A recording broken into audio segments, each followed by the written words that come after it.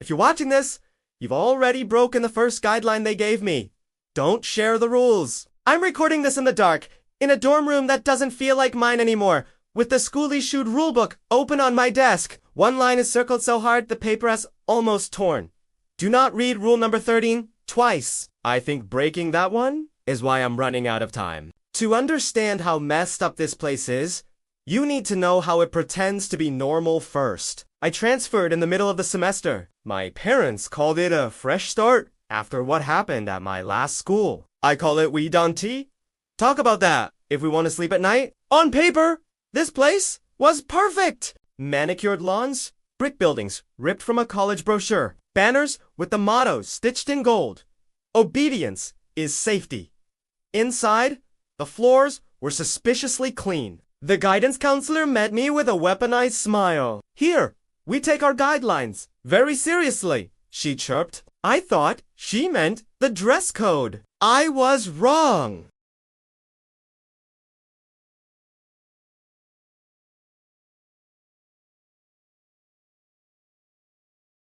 No phones after 10 p.m.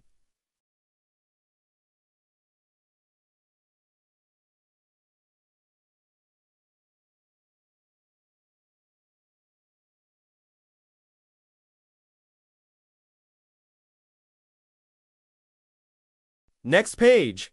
If you hear the lockers breathing, do not acknowledge them. I actually laughed. It sounded like a bad creepypasta.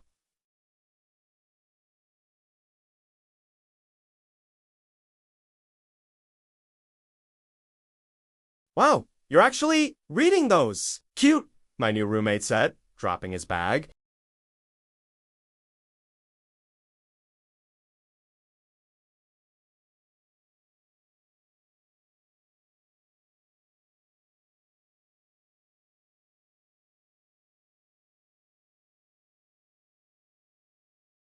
It was 9:23. I told myself horror movies only kill the idiots, and I was just moderately stupid. The bathroom lights flickered. The mirrors looked normal until they didn't.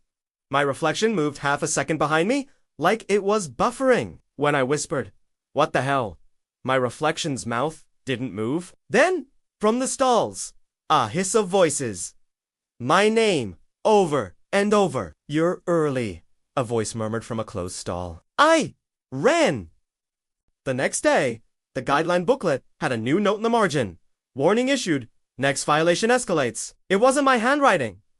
That should have scared me. Instead, it made me curious. At lunch, I asked the kid, "Hey, do the rules here always read like urban legends?" His smile froze. "They're just guidelines," he said, too quickly. The others at the table echoed the same script. A jittery upperclassman cornered me later. "They monitor violations," he whispered. "You get 3. After that, you don't come back from counseling." He nodded toward a gray door with no label. "Guideline office. It only opens when you're not looking at it." "We're not students," he said. "We're data points. They want us to test the rules." Then the school changed the rules on me. The next time I opened the book, the pages had shuffled. A new rule appeared. Rule number 27. If you see yourself in the hallway outside of class, do not make eye contact.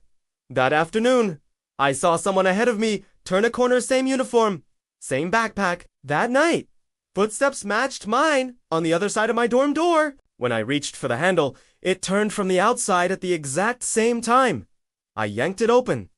Empty hallway. I went back to rule number 13 and finally read it all the way through, silently. If you see someone wearing your face and they're smiling, run. If they're not smiling, don't let them realize you're still alive. I broke rule number 13 without even knowing it by making this video. The intercom crackled during study hall. "Attention students, power outage drill." The lights went out in the muffled dark. I heard footsteps in the hallway and then my own voice repeating a private joke I'd only ever said in my head. I crept to the door and looked through the peephole. I was standing outside. Same clothes. Same hair. No smile. The eyes were wrong. Rule number 13 screamed in my head.